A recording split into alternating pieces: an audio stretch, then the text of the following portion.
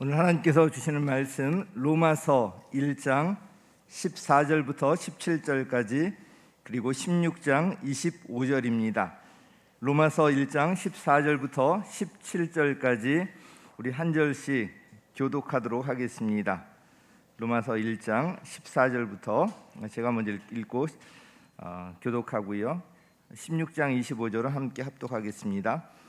나는 그리스 사람에게나 미개한 사람에게나 지혜가 있는 사람에게나 어리석은 사람에게나 다 빚을 진 사람입니다.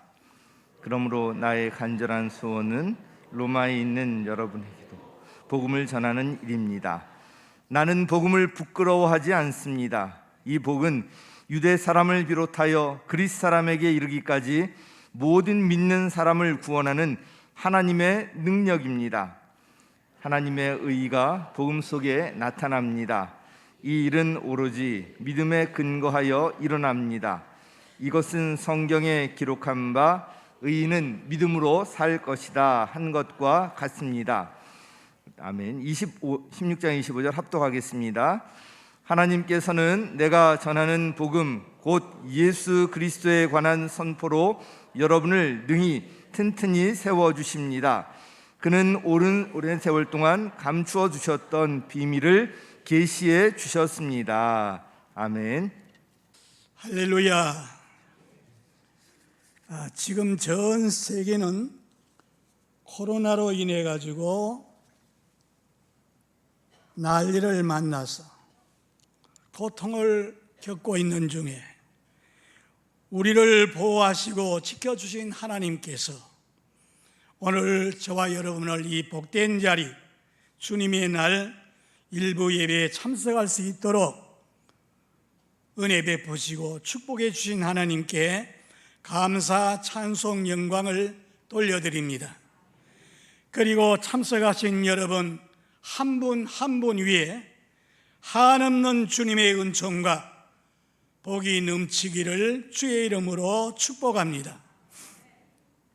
54년 전 이 지역은 세상에서 낭패와 실망당한 자들, 가난하고 병들고 또 무지해서 우상을 숭배하는 이런 자들로 가득 차 있던 황폐하고 낙후된 달동네로, 이 교회 앞에 있는 저 도로는 8m 일방통행이었습니다. 시내에서 옥수동 간다 그러면은 택시기사들이 들어오지 않으려고 꺼리던 이런 지역입니다. 당시 저는 신학교 졸업반에 있으면서 매주의 토요일만 되면은 이 복음에 불타는 순복음 신학생들이 북을 울러매고 남산과 장춘단공원, 파고도공원 사람들이 모인 곳에 가서 복음을 전하던 그런 때였습니다. 후배 신학생의 안내를 받아서 이 금호 옥수 지역에 전도지를 들고 나가서 전하는데, 하나님 교회를 세우려면은 이렇게 버림받은 지역, 이런 지역에 세워야 하지 않겠습니까? 그때부터 기도를 했습니다. 봄방학 일주일 동안에, 그때는 우국기도원인데 올라가서 온 밤을 새우면서 하나님 앞에 지역민들을 위해서 눈물로 기도했습니다.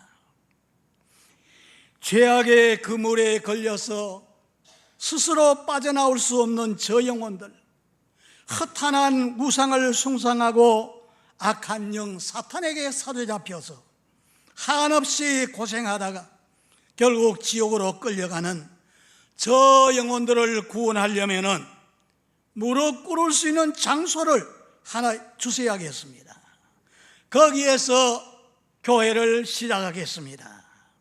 이렇게 밤새워서 며칠 동안 기도하는데 어디서 그렇게 힘이 오는지, 막 남산이라도 번쩍 들어올릴 만한 그런 힘이 오는 거예요. 그래서 저는 못해도 하나님이 함께 하시면 합니다 하고서 내려왔어요. 기도 응답으로 알고 내려왔습니다. 그 당시 신학교 교장님이 선교사님이었어요. 그래서 그 이야기를 했더니 돈 3만 원을 딱 빼주면서 이거 가져가서 한번 해보라는 겁니다. 아무리 산골짜기고 달동네지만은 3만 원 가지고 방 한 칸을 구할 수 없었어요. 그래서 제가 결혼할 때 결혼 반지를 사준 적이 있는데 그거를 정리해가지고 보내달라고 편지를 했습니다. 그랬더니 저희 집 사람이 그걸 정리해가지고 3만 원을 보내줬어요. 그래서 6만 원 가지고 집을 얻으려고 그러니까 아무리 달동네지만은 판잣집 저 꼴짝에 들어가서 5만 원 주고 방 한 칸에 있는 그런 집을 얻었어요. 마당이 그래도 한 10대 평 정도 되니까 거기에다가 12인용 천막을 사서 거기에다 이제 치고 신학교에서 다 부사져서 쓰지 못하는 이런 책상 이걸 가지고 강대상을 만들고 그 밑에서 이제 하나님 앞에 예배를 드리는데 다른 교회 나가던 한 가정을 붙잡고 거기에서 이제 예배를 드린 것이 엊그제 같은데 벌써 54년이 지나게 됩니다. 그래서 그 당시에 천막 밑에서 매일같이 기도하는 것이 일과였어요. 신학교에서 끝나고 나면은 교회 와서 그저 기도합니다. 그 천막 밑에서 기도를 하고 나가서 전하고 하니까 그 천막 밑에 사람들이 몰려오는 거예요. 저 약수동에 약수교회 큰 교회에 나가는 권사님의 딸이 18살 된 황매련이라고 하는 딸입니다. 이 골수염으로 병계단 권사 여러 곳에 가서 기도받아도 낫지를 못하고 그래서 천막교회에 찾아온 거예요. 그래서 우리 교인이다 생각하고 붙잡고서 기도를 했어요. 한 40일 정도 이렇게 기도했는데 보름나는 그달이 참 발목을 붙잡고서 기도했는데 한 40일 정도 됐는데 상지팡이를 집어 던져버리고 벌떡 일어나서 춤을 추는 거예요. 그래서 그 학생은 신학교로 가서 전도사가 되겠다고 갔습니다. 이런 소문이 퍼지니까 저 사방각처에서 금호동 감리교회가 그 당시에 1000여 명 모이는 교회였어요. 여기에서 초신자가 저 삼각산 기도원에 기도 따라갔다가 자기도 달라고 그랬는데 귀신을 받은 거예요. 그래가지고 고생하는데 후배 그 신학생이 안내를 해가지고 천막교회에 왔어요. 우리 교인이다 생각하고 막 붙잡고 기도하고 그 다음에는 귀신 쫓아내는 방법까지 가르쳐 주어서 귀신이 떠나가고 어린애를 못 낳던 사람이 어린애를 낳게 되고 이런 소문이 퍼지니까 저짝에 약수동에서 청운교회 거기는 신사들만 모이는 교회인데 귀신 들린 사람이 거기에 와서 자꾸 괴롭히니까 우리 교회는 이런 사람 안 받습니다 하고 퇴짜를 맞아가지고 천막교회에 기적이 나타난다니까 찾아온 거예요. 그래서 가서 보니까 거기에도 한 17, 18살쯤 되는 아이인데 귀신 들려가지고 정신이 없어요. 그래서 예수 이름으로 기도하고 그랬더니 참 은혜 받을 사람은 달라요. 그 다음날 바로 천막교회로 그 딸을 데리고 오는 거예요. 아이 하나 없고 그 딸을 데리고 와요. 그래서 얼마 안 돼서 그 귀신이 떠나가고 고침을 받게 됩니다. 이런 소문이 퍼지니까 천막 밑에 50명, 60명, 7, 80명 그런데 이제 11월, 12월 이렇게 되니까 추우니까 사람들이 떨어지는 거예요. 그 천막 밑에서 기도하고 막 이렇게 하니까 동네 사람들이 다 들고 일어나가지고 아낙네들은 막 구중물을 집어 던지고 연탄재를 집어 던지고 장정들은 막 대문 박차고 들어와서 그 강대상 다 부서진 거 천막 이거 포장쳐가지고 강대상인데 이걸 둘러엎어버리고 전도사 나오라. 왜 여기다가 교회를 세워가지고 우리를 못 살게 했느냐. 경찰에 고발을 하고 얼마나 핍박이 심한지 하나님 앞에 하나님 보십시오. 이렇게 말씀을 전하려고 그러는데 이렇게 핍박하니까 좀 핍박 안 하는 그런 장소에 있으면 좀 달라고 하나님 앞에 기도하였어요. 그런데 도저히 인간 어떤 힘으로 할 수 없어요. 그 핍박하는 것을. 그래서 또 선교사님에게 가서 이야기를 했더니 한국 목사님들 믿지를 않고 돈을 빌려주질 않습니다. 그런데 저는 그래도 아주 모범적으로 신학생으로서 했더니 그때 아마 15만 원을 빌려줘요. 그래가지고 그걸 가지고 이 8m 도로 옆에 그 중화요리가 있는데 그 집에다 방을 얻었는데 한 10평 미만 됩니다. 근데 거기에서 첫 예배를 드리는데 오늘같이 부흥회를 했죠. 강사님을 모시고 부흥회를 하는데 거기에 사람들이 한 7, 80명이 모이니까 그 좁은 장소에 80명이 모여가지고 막 순복음도 어떻습니까? 막 손뼉을 치고 막 기도할 적에 막 들고 뛰고 하니까 그 영감님이 우리는 은혜 받아 좋은데 주인 영감님이 전도사 돈 필요 없으니까 빨리 방 빼라는 거예요. 추운 겨울에 쫓겨나게 생긴 거예요. 그래서 저는 하나님 만난 그 은혜 동산이 있습니다. 환자 한 사람을 데리고 거기에 가서 내가 기도 응답을 받고 그러지 않으면 내가 거기에서 죽겠다는 각오를 가지고 가서 하나님 앞에 열흘 동안 기도했어요. 그런데 기도를 하고 이제 왔는데 새벽 기도 나왔는데 그 평소에 다른 교회 나가던 장로님이 그 새벽 기도 왔는데 그날 아침에 안 나왔어요. 그래서 왜 그런가 그랬는데 조금 있으니까 그 집 아이가 와서 전도사님 우리 아버지가 좀 보시재요. 근데 예감이 좋게 무슨 좋은 일이 있을 거다 그런 생각이 들어요. 또 갔더니 우리가 어젯밤에 우리 식구들이 가정 회의를 하는데 너무 늦어가지고 오늘 새벽에 못 나갔습니다. 전도사님 그렇게 얼음구동에 가서 기도했다 그 얘기를 듣고 우리가 살림집을 천막교회에 바치기로 그렇게 결정을 받습니다. 그 말 듣는 순간에 가슴이 뭉클해지면서 눈물이 팍 쏟아지면서 하나님 그 기도를 들으시고 역사하시니 감사합니다. 그 장로님이 자기 살림집 60평 되는 걸 바치겠다 그러니까 감격해서 눈물이 났어요. 그리고 하나님 앞에 먼저 기도합니다. 하나님 내 생명을 다 바쳐서 이 교회를 세워서 정말 영혼 구원하겠습니다. 그리고 난 다음에 감사합니다 하고서 장로님께 인사를 드렸어요. 그래서 그 집을 개축해가지고 한 25평 되는 그 자리에 집회를 하고 사람들이 모이는데 꽉 차게 모인 거예요. 그런데 그 교회에 나오던 김양순 그 성도가 청년입니다.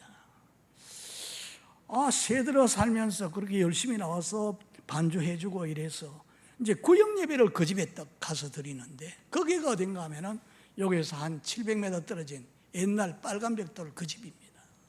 그 집에 새를 들어서 구역 예배를 거서 드리는데 예배 드리면서 하나님 이 자리가 좋습니다. 여기에 교회당 세웠으면 좋겠습니다. 하나님이 이루어졌을까요? 안 이루어졌으면 이런 얘기도 못하지요. 그래서 그 자리에 한 300여 평을 문제 있는 땅이었는데 하나님이 우리 교회에 주신 거예요.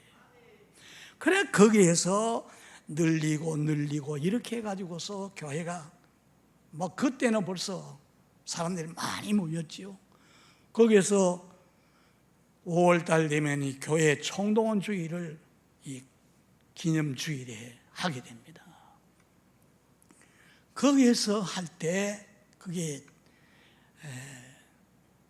올림픽 대회가 있던 그 해 24회 올림픽 대회가 있던 1988년도 5월 29일 초청했더니 그때 4,000명 초청했는데 9,000명이 모인 거예요. 그래, 거기에 놀라운 일이 일어납니다. 그 중에서 예수 믿고 이제 구원받기를 원하는 분 일어나라 그랬더니 6번, 7번 예배를 드리는데 2,333명이 결심을 하고서 믿겠다고 약속을 하지. 그 중에 안점순 성도라고 하는 사람이 저 금호동에서 전도 받아가지고 여기까지 온 거예요. 목이 이게 아파가지고서 뒤로 젖기지를 못하고 아프던 분인데 그날 일어나서 기도받으라 그랬더니 일어나가지고 기도받는데 이게 나아버린 거예요. 20년 동안 고생하던 사람이.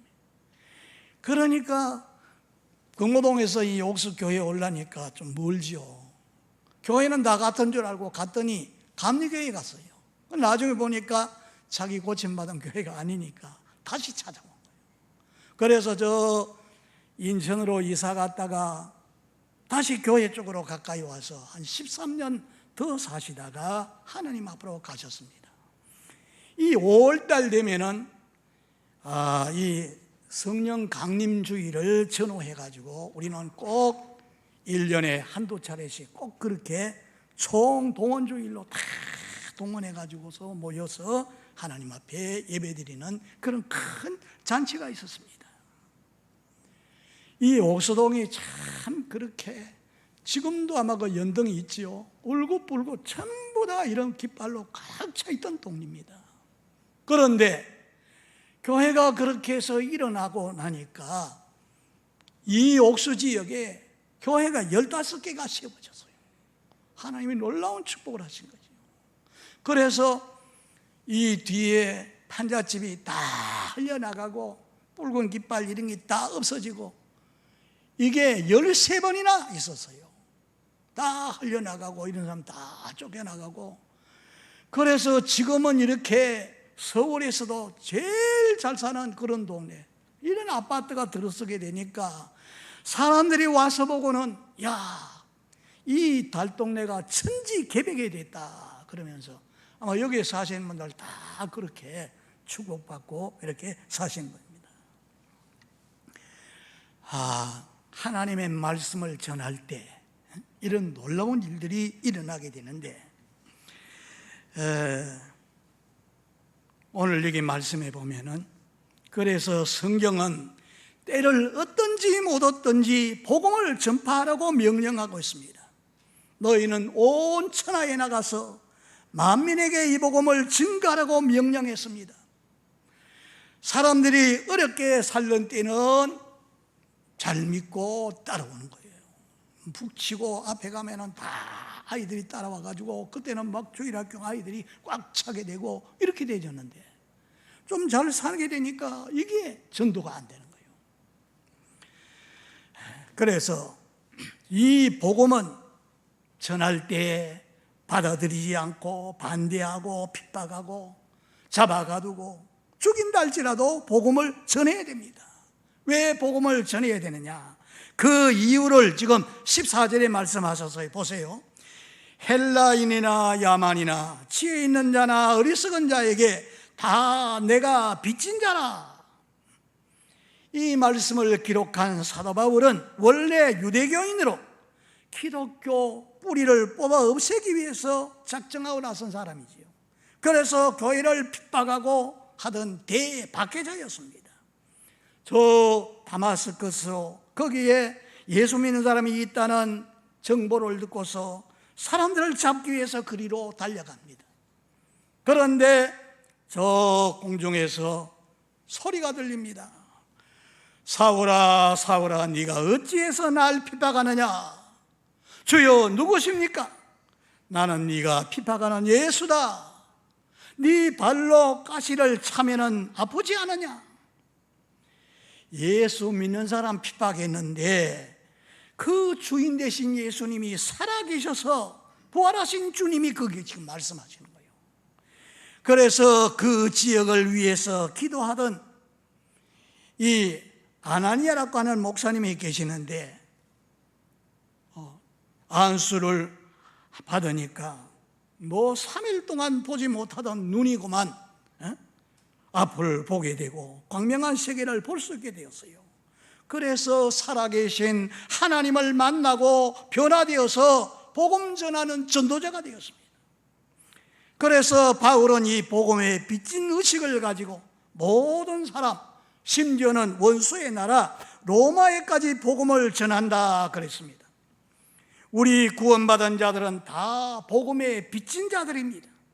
하나님의 사랑의 빚을 졌고 하나님의 은혜의 빚을 졌습니다.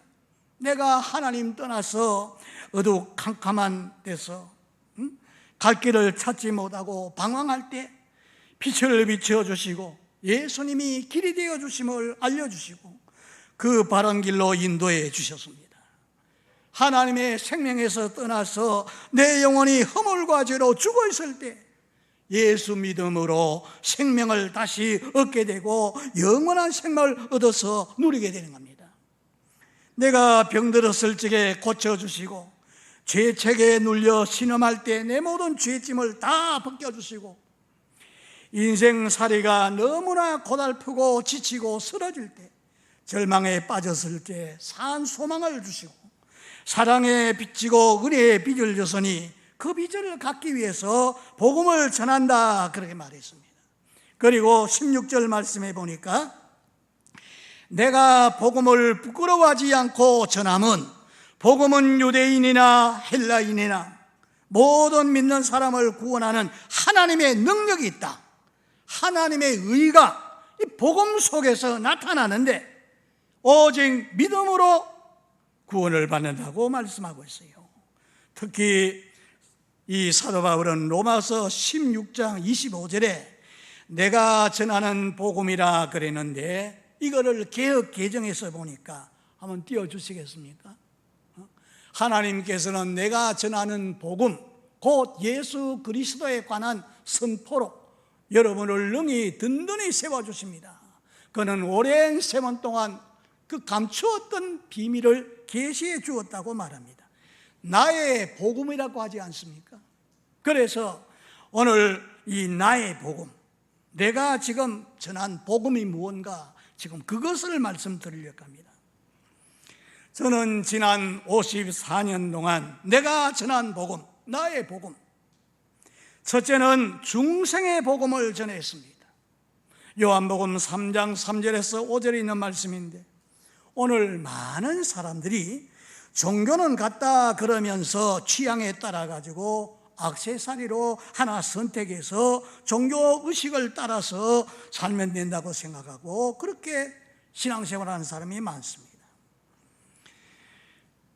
한 번이라도 교회 나오라는 이런 그 성화 같은 재촉하는 소리를 듣고서 교회 구경삼아 나왔는데 지금은 그 예수 믿겠다고 결심하고 나왔지만 믿다가 떨어지는 사람 많습니다. 택시 운전하시는 우리 장로님의 얘기를 들어보면은 전도하려고 하면은 전에 다 믿어봤다는 그런 사람 많다는 거예요. 왜 믿다가 그렇게 떨어지는가? 거듭나지 못했기 때문에 그래요. 그래서 이 중생의 복음 이게 아주 중요한 겁니다. 한 번은 유대교를 믿고 종교생활을 열심히 하던 니고데모라고 하는 사람이 밤중에 예수님을 찾아왔어요. 이 사람은 지금 국회의원쯤 되는 그런 신분을 가진 사람이 사람을 의식하고 밤중에 찾아왔습니다. 선생님, 내가 보니까 하나님께로부터 오지 않으면 이런 일을 할 수 없는 줄 압니다. 왜? 물이 변해서 포도주가 됩니다. 병든 사람이 고침을 낳습니다. 죽을 사람이 살아나게 됩니다. 그래서 하나님께로부터 오지 않으면 이런 일을 할 수 없는 줄 압니다. 그랬더니 네가 거듭나야 되리라. 아니 내가 나이가 이렇게 많은 사람인데 어떻게 어머니 태속에 들어갔다가 다시 나올 수가 있습니까? 예수님은 물과 성령으로 거듭나지 아니하면 하나님 나라 보지도 못하고 들어가지도 못한다는 거예요. 내가 거듭난다는 말을 이상하게 여기지 말아라. 바람이 임의로 부는데 눈에 안 보이지만은 내 몸에 부딪혀 올 때 바람이 차다, 바람이 따뜻하다, 또 구름이 움직이는 방향을 봐서 서쪽에서 동쪽으로 바람이 분다 아는 것처럼 거듭난 사람이 그렇게 된다는 거예요. 이 거듭나는 거 어떻게 거듭나느냐? 여러분이 나오셔서 지금 하나님 말씀을 듣지 않습니까? 이 말씀은 씨가 되고 내 마음은 밭입니다. 그런데 이 말씀이 떨어지는데 바로 깨닫지 못하면 마귀가 빼앗아가 버립니다. 이런 씨앗은 열매를 맺지 못해요. 또 완고한 고집이 있어가지고 목사님이 아무리 그렇게 말해도 나는 내 사고방식대로 산다, 이렇게 완고한 사람, 돌짝밭과 같아서 그런 사람은 결실이 없어요.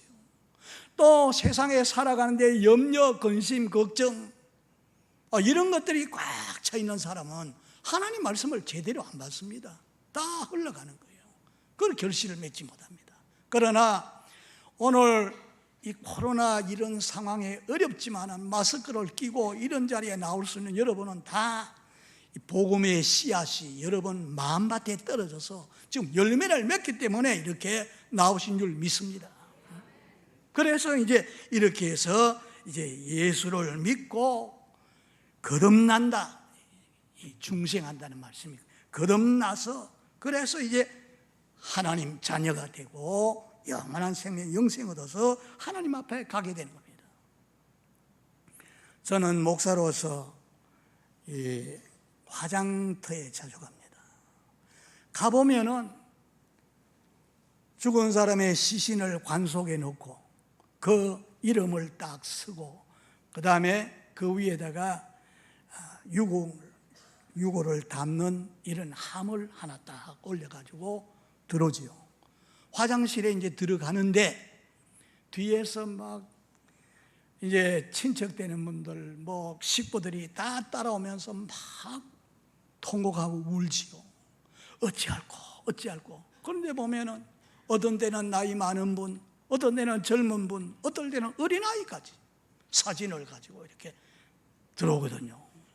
그걸 보면은 인생의 무상함을 다시 한번 깨닫게 되는 겁니다. 그런데 예수 믿고 구원받은 사람은 이미 그 영이 구원받았으니까 오늘 밤에 내가 세상을 떠나도 하나님 앞에 간다는 그 확신을 가지고 있기 때문에 그렇게 슬퍼하거나 고통하지 않습니다. 기쁘지요. 왜냐하면 이 죄 많은 세상에는 지옥같이 고통스러운 일이 많지만은 내 영혼이 구원받아서 하나님 계시는 거기에 가면은 늙지도 않고 병들지도 않고 영세 무궁토록 낙을 누리며 살게 되는 거기가 바로 천국이니까 자기 속에 그런 확신이 있게 되죠. 거듭난 사람은 그런 게 있습니다. 여러분 거듭나셨습니까? 예수 믿고 구원받은 확신이 있습니까? 이게 필요합니다.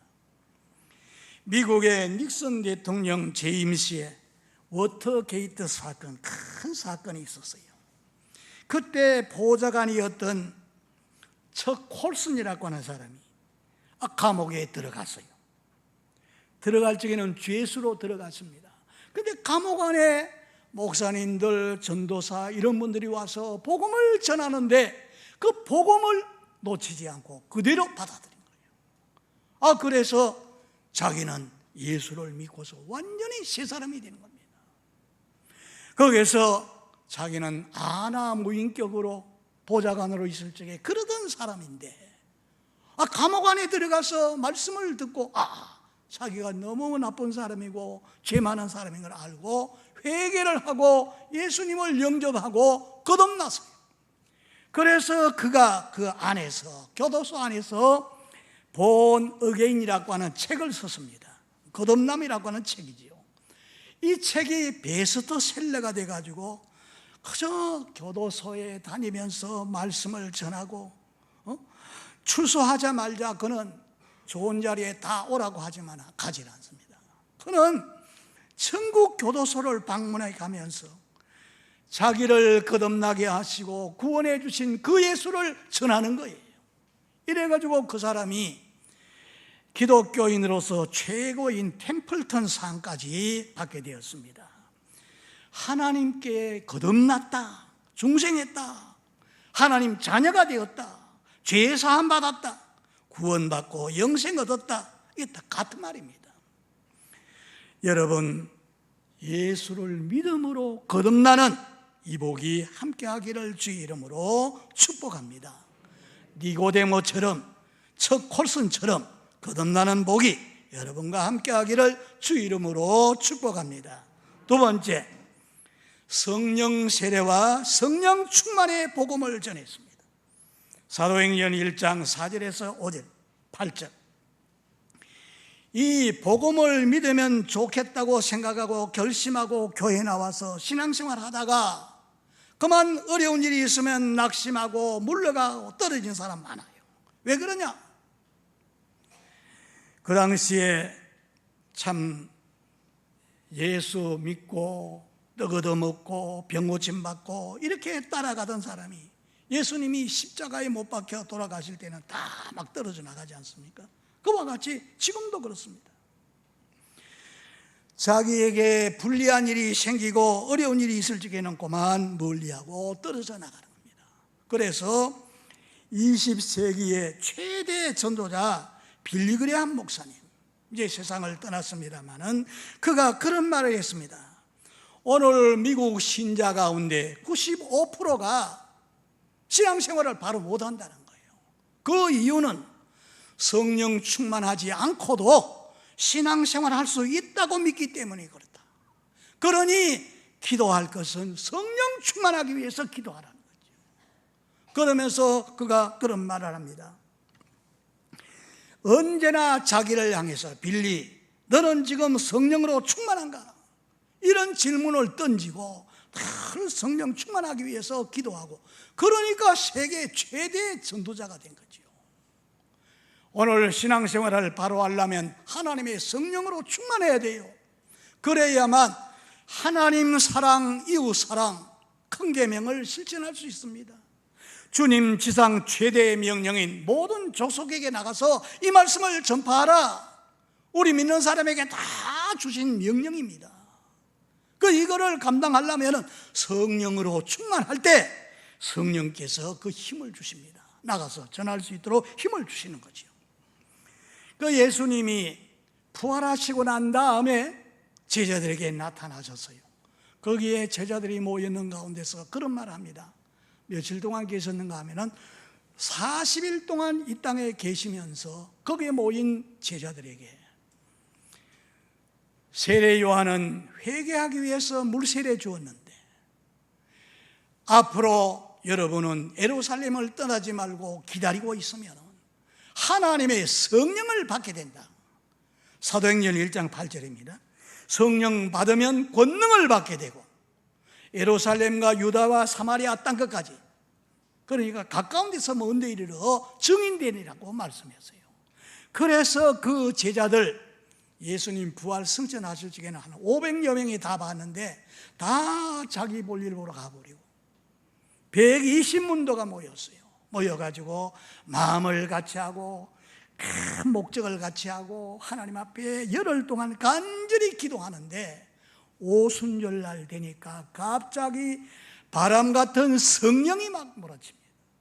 불 같은 성령이 각 사람 머리에 임합니다.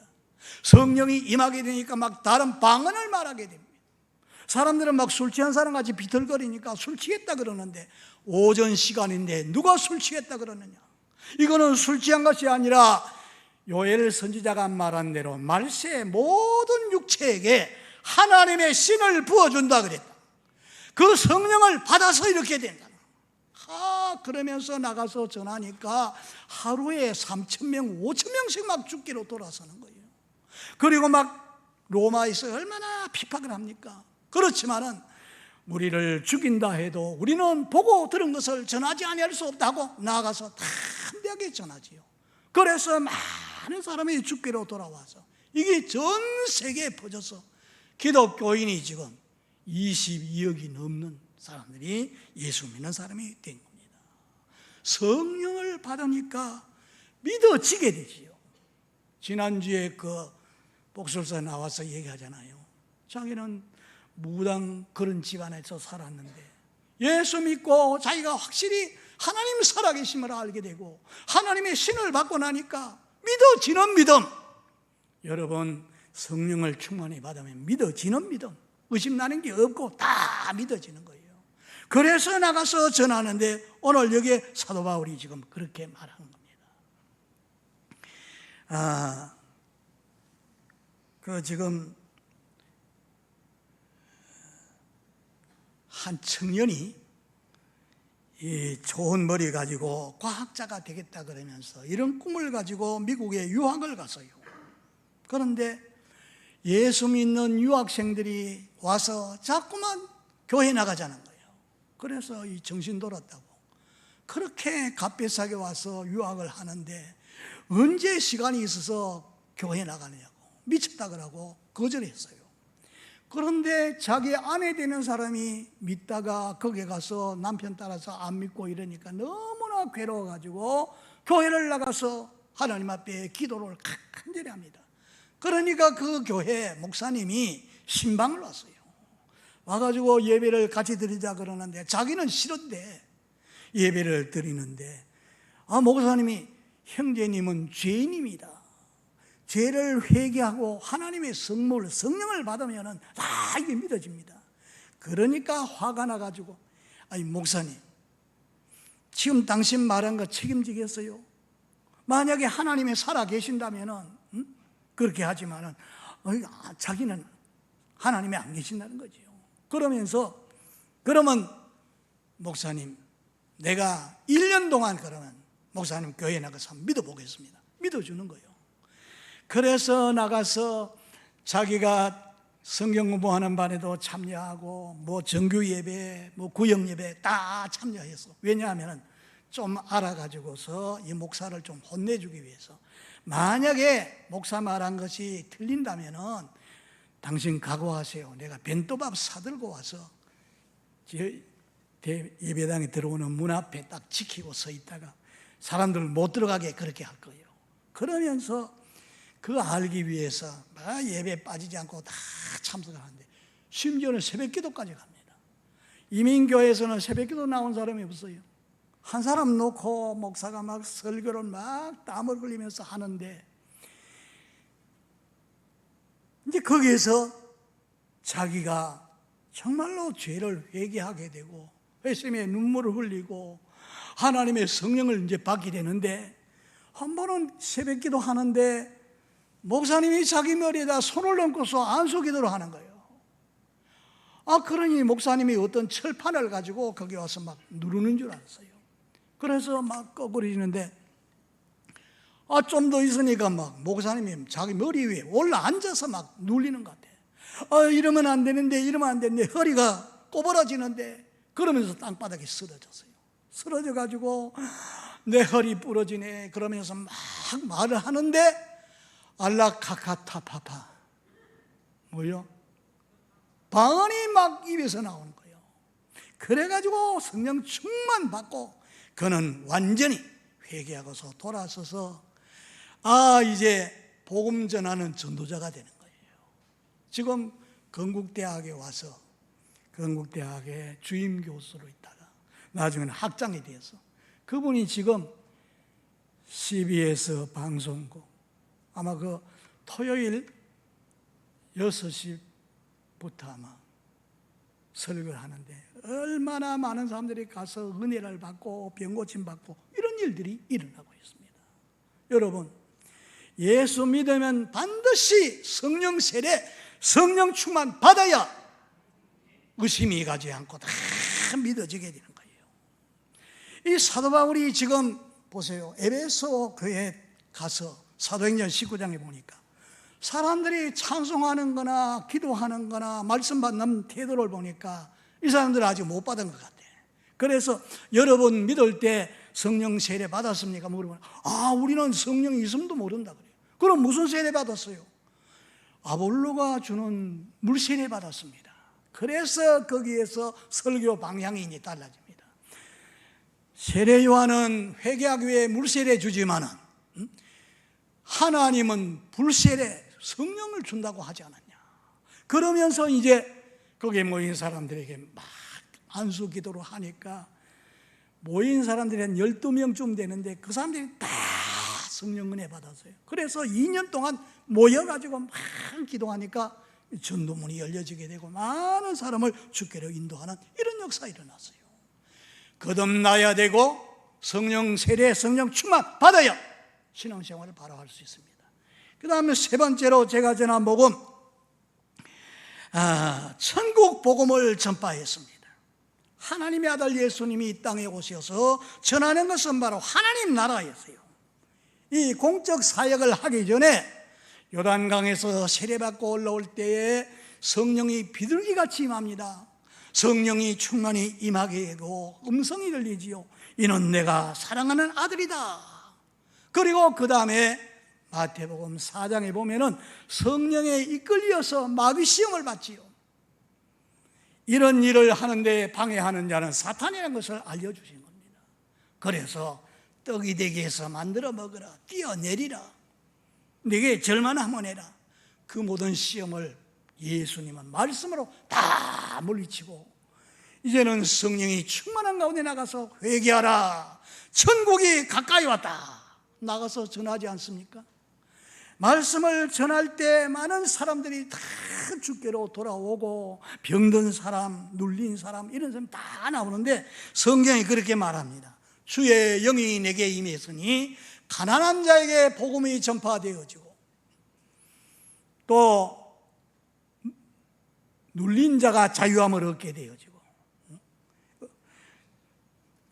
포로된 자가 자유함을 얻게 되고 눈먼 자가 보게 되고 하나님이 나사렛 예수에게 성령을 기름 붓듯이 부었으므로 돌아다니면서 귀신 쫓아내고 병자를 고치고 이런 일을 했다는 것을 말씀하고 있습니다.